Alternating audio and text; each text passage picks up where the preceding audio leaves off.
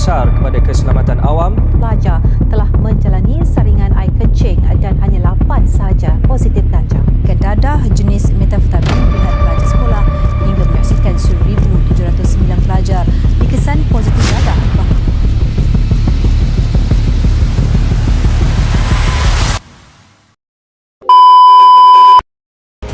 Assalamualaikum dan salam sejahtera.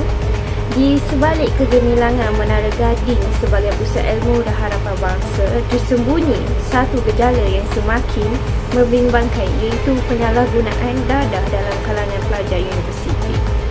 Tekanan akademik, pengaruh rakan sebaya serta keinginan untuk melepaskan diri daripada bebanan hidup menjadi antara satu faktor yang mendorong segelintir mahasiswa terjerumus ke lembah najis dadah.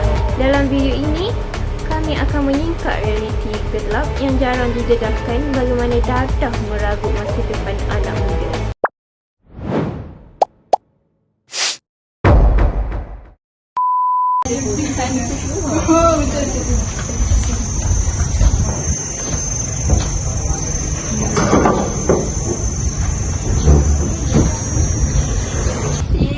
Stresnya. Apa pula ni stres? Stres hati. Aku ada ubat kalau nak hilangkan stres. Ubat apa? Kamu terubat ni. Jadi ubat ni? Tak apa. Tak apa. Minum ubat ni kena jadi tau dok. Ini boleh menghilangkan stres tu. Dia memang best nak jadi. Tak salah. Ini mau ni tak dok. Tak apa ke? Ambil je, boleh. Ambil je. Sekarang. Jadi lah.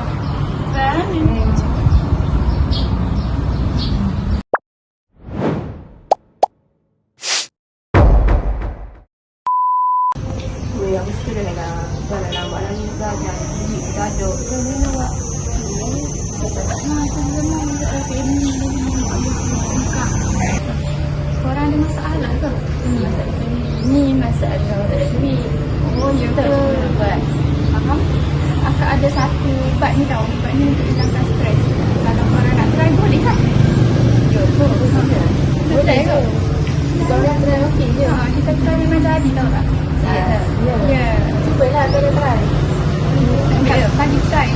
Try. Kongsi. Nanti kalau korang nak lagi, saya beritahu orang tahu. Jom.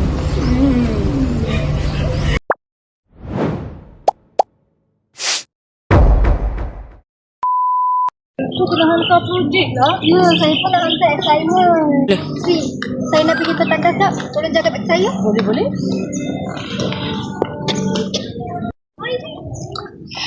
Tak cukup duit pula. Nak beli. Macam mana?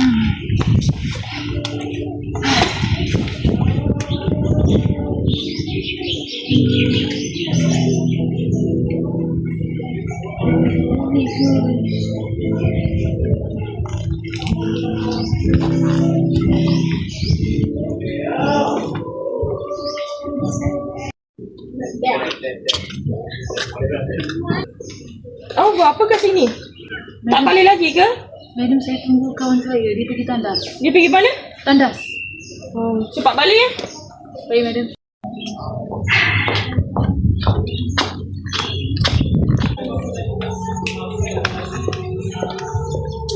Jom.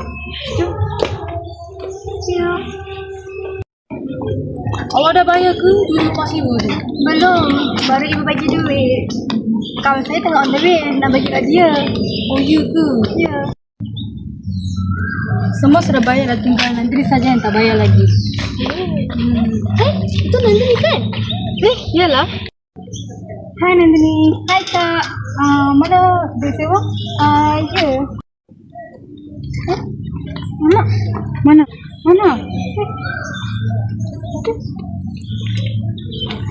Nandini? Boleh saya.